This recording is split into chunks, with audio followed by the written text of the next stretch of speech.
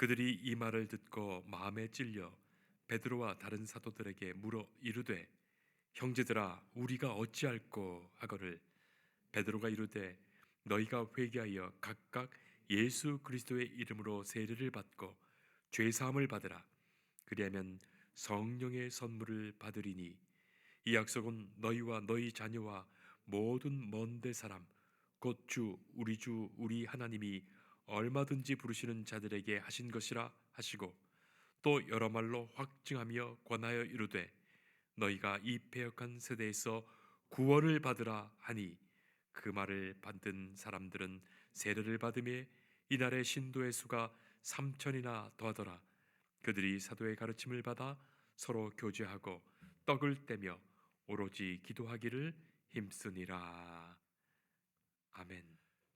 10여 년 전에 미국 워싱턴 포스트에서 한 재미난 실험을 했었습니다.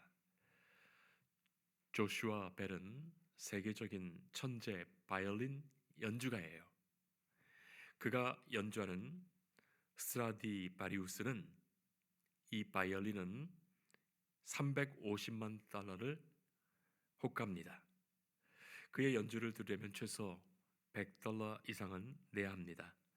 그런 최고의 바이올린 연주자가 워싱턴 랑판 프라자 역에서 그렇게 그의 스트라디바리우스를 들고 야구 모자를 쓰고 마치 평범한 사람인 듯 그렇게 꾸민 후에 연주를 했습니다. 총 6곡을 45분 동안 연주를 했는데 그동안 지나간 사람이 1097명이었어요. 그런데 그들 중에 단 7사람만이 잠깐 발을 멈추어 그 연주를 들었습니다. 그리고 그 중에 단 한 사람만이 그가 조슈아 벨이라는 것을 알아차립니다.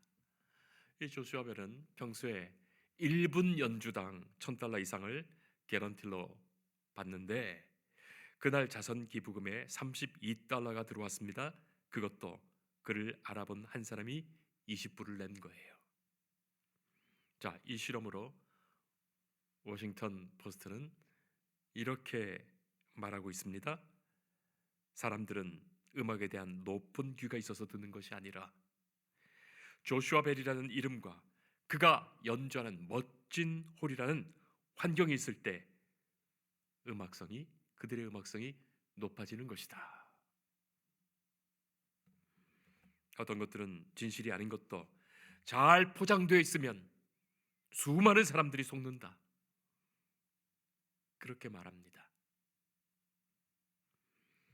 그렇습니다. 여러분, 똑같은 음식이라도 그 음식이 호텔에서 나오면 10배, 20배의 값을 받아도 돈을 주고도 사 먹지요. 그리고 만족합니다. 반대로 명품 옷이더라도 그 로고를 떼고 시장에서 팔면 100분의 1 가격을 받기도 어려워요. 베드로가 거리에서 복음을 전파합니다. 거리에서 설교하는 거예요. 사람들은 베드로에게 별 관심이 없습니다. 베드로가 누굽니까? 얼마 전에 극악무도한 죄인이라고 십자가에 처형받았던 그 예수님의 제자라는 사람이에요. 그야말로 반갑지 않은 사람입니다. 아니, 지금 이런 상황에서는 예수님께서 거리에 나와서 설교하더라도 주먹을 끌지 못할 상황인데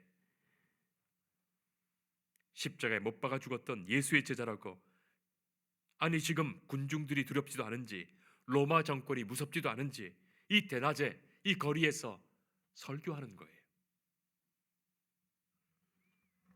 어떻게 생각해보면 사람들은 그를 조롱하거나 아니면 당국에 신고하거나 돌을 던졌을 수도 있습니다.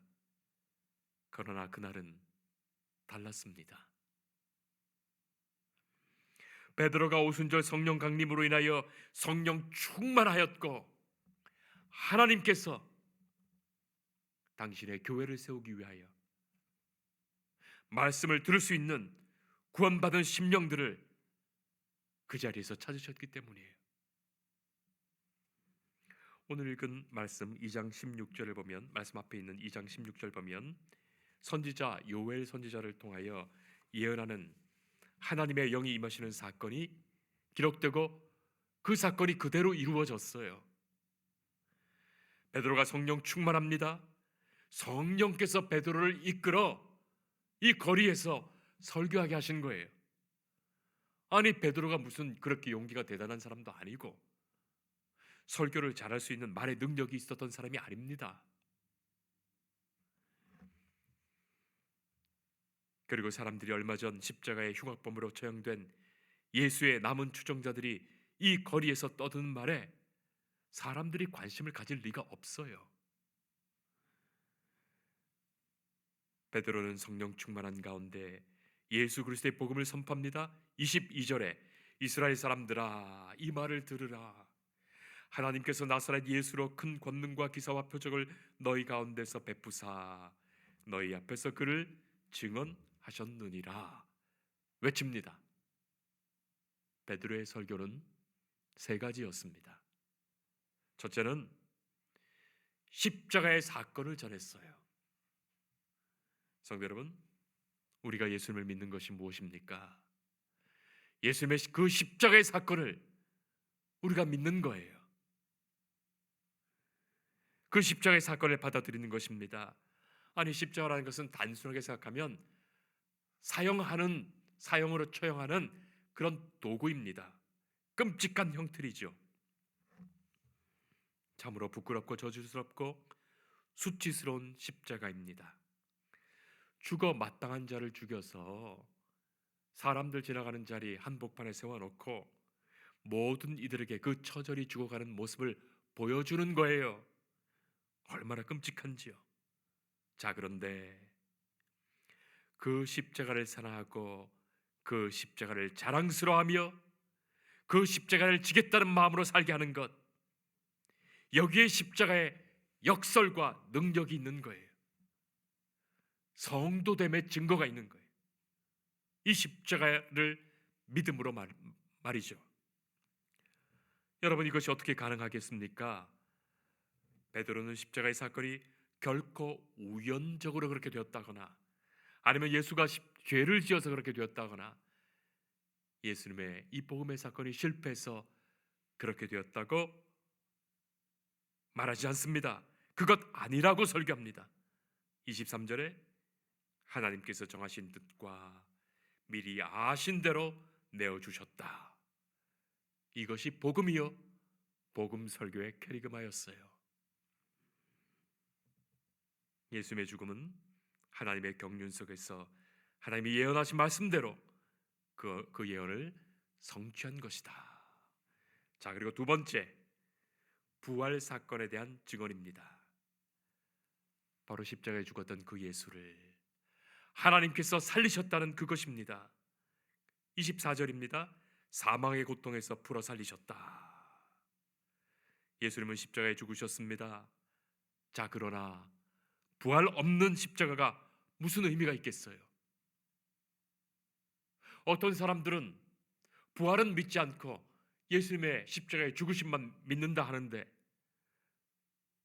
그것이 무슨 소용이 있습니까?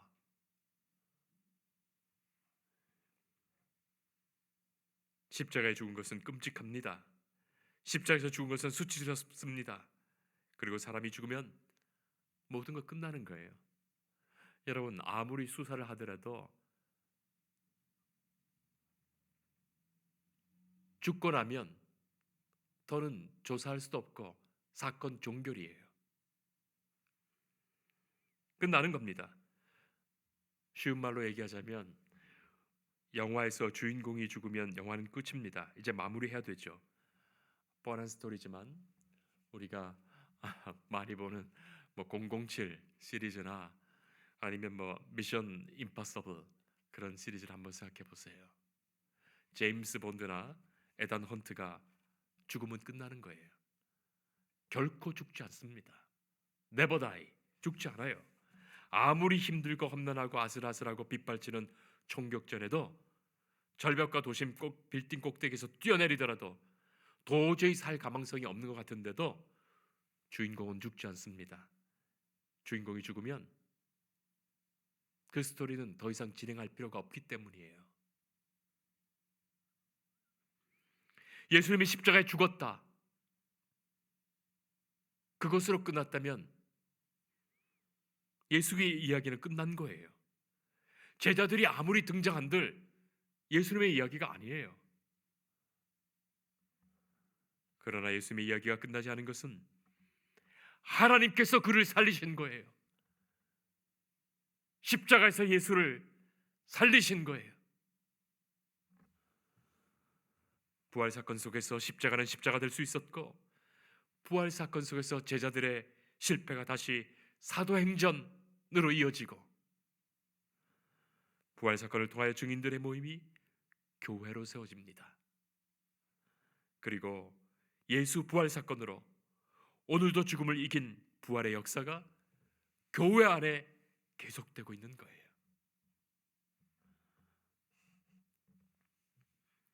세 번째, 이 일에 우리가 다 증인이다입니다. 그것이 33절이에요. 긴 말이 더 필요 없죠. 더 이상의 말이 필요하지 않습니다. 우리가 보고 듣고 만지고 알았다. 이 일의 사도들이 증인이요, 120명의 성도가 증인이며, 부활하신 예수를 만난 초대교회 500여 성도가 증인입니다. 부활하신 예수를 만난 사도 바울이 증인이고, 수많은 믿음의 사람들이 증인이며, 그 증인들로 인하여 교회가 생기고 증인들의 무리가 더해졌습니다. 오늘의 교회가 바로 이 부활의 증인 공동체 되는 거예요. 자, 베드로가 설교를 마쳤습니다. 성령 충만한 베드로였습니다. 성령 충만한 설교였어요. 자, 여기에 성령님께서 역사하시는 가운데 설교 듣는 이들의 마음을 움직이셨고, 그들의 심령에 성령께서 찾아오십니다. 말씀 듣는 한 사람 한 사람의 그 마음을 열어주신 거예요. 복음의 말씀 앞에서 그들의 걸음이 멈추게 하셨고, 복음의 말씀 앞에서 귀를 열어주셨고, 그들의 눈이 주목하게 하셨고, 말씀을 깨달아 듣게 하십니다. 이것이 말씀으로 만나는 성령의 역사됐던 거예요. 36절 말씀 보면, 36절에 너희가 십자가에 못 박은 이 예수를 하나님이 주와 그리스도가 되게 하셨다. 너희가 십자가에 못 박은 이 예수, 너희가 십자가에 못 박았다, 그렇게 말한 거예요. 성도 여러분, 지금 베드로가 설교하는 이 설교를 듣고 있는 청중들은 예수님의 십자가를 모르는 사람들이에요. 소문은 들었을지 모릅니다. 지나가다 보았을 수도 있어요. 예수님이 십자가에 못 박혔을 때 직접 관여한 사람들이 아닙니다. 당시 예수님을 십자가에 못 박아 처형했던 이들과 전혀 상관없는 사람들이 지금 베드로 앞에 나와 있어요. 그런데 그들을 향하여 성령 충만한 베드로가 너희들이 예수를 십자가에 못 박았다 말씀한 거예요. 여러분, 이 말씀이 어떻게 들리십니까? 네가 십자가에 예수님을 못 박았다, 이 말이 어떻게 들리십니까? 예수님을 십자가에 못 박아 죽인 사람은 가야바입니다. 빌라도입니다. 로마 군인입니다. 가룟 유다예요. 예수님을 배반했던 당시의 사람들이었어요. 그러니 이 베드로의 이 말을 듣고, 아니 무슨 소리 하는가, 무슨 말 하는가, 왜 나를 정죄하는가, 나는 모른다 하며 가버릴 수도 있는 거예요. 그러나 놀라운 일이 벌어집니다. 이 베드로의 설교 앞에서 성도들이 심령에 심각한 찔림을 받고, 주님, 내가 가야바였습니다. 내가 빌라도였습니다. 내가 그 로마 군인이었습니다. 내가 가룟 유대였습니다. 고백하게 되는 겁니다. 내가 주님을 못 박았습니다. 하나님, 나를 용서해 주세요. 내가 예수님을 십자가에 못 박았습니다. 사랑하는 성도 여러분, 오늘도 마찬가지입니다. 목회자가 설교할 때 그 말씀을 내게 주신 말씀으로 받아들이는 것이 얼마나 소중하고 귀한 것입니까? 이것이 성령님의 역사예요. 하나님이 나를 만나시고 목회자의 입을 통하여 나를 만나시며 나에게 말씀하시고 나의 고백을 들으신다. 이 얼마나 귀중한 경험입니까? 우리가 하나님의 말씀 앞에 설 때마다 그런 성령님의 역사가 나타나는 거예요. 설교되었던 사람들의 고백입니다. 37절 말씀이에요. 오늘 우리가 함께 읽었어요. 형제들아, 우리가 어찌할꼬? 예수는 나 때문에 죽으셨다는데 이제 나는 어떻게 해야겠는가? 그것입니다. 예수님은 나 때문에 죽으셨다. 이것이 말씀의 현실화, 말씀의 실존화, 말씀의 역사와 지금 내게 주시는 생생한 말씀 되는 거예요. 베드로는 말합니다. 너희가 회개하여 각각 예수 그리스도의 이름으로 세례를 받고 죄 사함을 받으라. 그리하면 성령의 선물을 받으리라. 내가 어찌할꼬? 거기서 이미 회개는 시작됩니다. 내가 어찌할꼬? 내가 죄인인 것을 인정하고 내가 주님을 못 박았다는 것을 고백하며 나의 모든 과거를 주님과 함께 십자가에 못 박는 것, 이전에 내가 죽고 새로운 내가 사는 것, 이것이 세례입니다.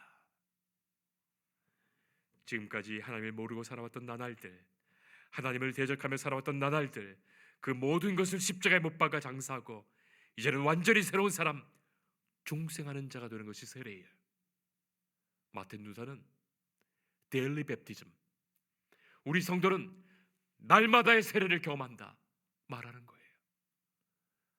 그 세례가 오늘 지금 우리에게 경험되는 거예요. 여러분, 인간이 스스로 죄 사는 법은 없습니다.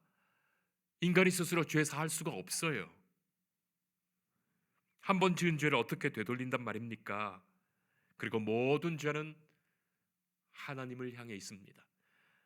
하나님께 대한 죄예요. 생명의 창조주 되신 하나님 앞에서 하나님께 짓는 죄입니다. 왜냐하면 내 생명은 내 것이 아니기 때문이에요. 하나님이 소유하신 것이기 때문입니다. 하나님이 우리를 만드셨습니다. 하나님이 우리의 주인입니다. 그러므로 우리가 짓는 모든 죄는 하나님 앞에서 하나님께 짓는 죄예요. 주인이 강아지를 데리고 산책을 한다고 생각해 보세요. 이 강아지가 아무데나 똥이나 싸고 가버린다면 주인이 책임져야 되는 거예요. 벌금도 주인이 냅니다. 개를 잡아가서 처벌하는 것이 아닙니다.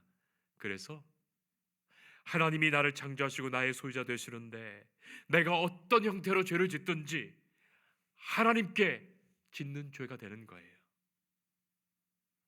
형제를 미워해도, 형제의 것을 도둑질해도, 형제를 상하게 해도 그것이 하나님의 소유된 생명에 대한 범죄이기 때문에 하나님께 죄를 짓는 거예요. 세상 사람들은 이웃에게 죄를 지면 그 사람에게 죄를 지었다고 생각할지 모르겠지만 창조주 하나님 앞에 살아가는 우리는 분명히 압니다. 그것이 하나님 앞에 죄가 된다는 것 말이죠. 하나님이 용서하셔야 되는 거예요. 하나님이 예수 그리스도의 십자가의 보혈로 우리를 깨끗이 씻어주십니다. 우리가 달려야 할 그 십자가에 우리 주님께서 대신 달리신 겁니다. 그것을 우리가 믿고 아멘으로 고백한다면 예수 그리스도로 말미암아 우리의 모든 죄는 깨끗이 씻음받게 됩니다. 그것이 하나님의 약속입니다. 누구든지 얼마든지 예수를 믿어 깨끗이 씻음을 받습니다. 그래서 오늘의 우리 교회는 예수 그리스도의 복음을 듣고 그 복음을 믿어 예수 그리스도께서 십자가에 흘리신 그 보혈로 죄사함 받은 이들이 십자가에서 주신 당신의 살과 피를 받아 살아가는 공동체가 교회예요. 베드로의 설교로 세례를 받은 이들이 교회됩니다. 그들이 교회되는 거예요. 교회 성도됩니다. 그리고 그들이 교회 갈 때마다 42절 말씀처럼 서로 교제하며 떡을 뗍니다. 오로지 기도하기에 힘씁니다. 지금도 교회는 떡을 나눕니다. 이 떡은 단지 눈에 보이는 음식의 떡이 아닙니다. 물론 교회에서 같이 식사도 하고 떡도 나누고 밥도 같이 먹고 그렇게 식사를 같이 합니다. 앞으로 교회가 여러 가지로 우리가 자립하면 그렇게 더 많이 할 것입니다. 그러나 교회는 단순히 눈에 보이는 떡이 아니라 생명의 떡이 나눠지는 곳이에요. 생명의 떡. 예수님 말씀하셨습니다. 사람이 떡으로만 살 것이 아니요 하나님 입에서 나오는 모든 말씀으로 살 것이라. 내가 곧 생명의 떡이라. 주님께서 그토록 주시고자 하셨던 생명의 떡, 말씀의 떡, 그것입니다. 바로 그 떡이 나의 살과 피가 됩니다. 주의 말씀이 내 생명 되는 거예요. 내 살과 피가 되는 거예요. 말씀이 우리 안에 살아 역사하시는 거예요. 그 말씀의 힘과 능력으로 우리는 살아갑니다. 예수님이 내 안에 살아계심에 증거됩니다. 오늘도 주님은 말씀으로 우리를 찾아오시며 우리의 심령을 두드리십니다. 성령 충만한 은혜 가운데 내게 주시는 생명의 말씀으로 영원하신 하나님의 나라를 소망하며 살아가는 우리 모든 성도들이기를 축복합니다. 기도하겠습니다. 하나님 아버지, 형제들아 우리가 어찌할꼬. 주의 말씀 앞에 선 우리들이 오늘의 말씀을 내게 주시는 말씀으로 듣고 우리가 어찌할꼬. 살아 역사하시는 하나님 앞에 물으며 하나님의 말씀에 응답하며 하나님의 말씀으로 날마다 새롭게 되는 은혜 역사가 있게 하옵소서.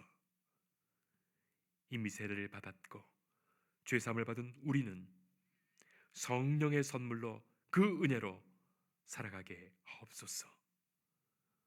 오늘도 십자가의 보혈로 우리를 씻으시며 말씀으로 찾아오시는 주님 예수님 이름으로 기도합니다. 아멘.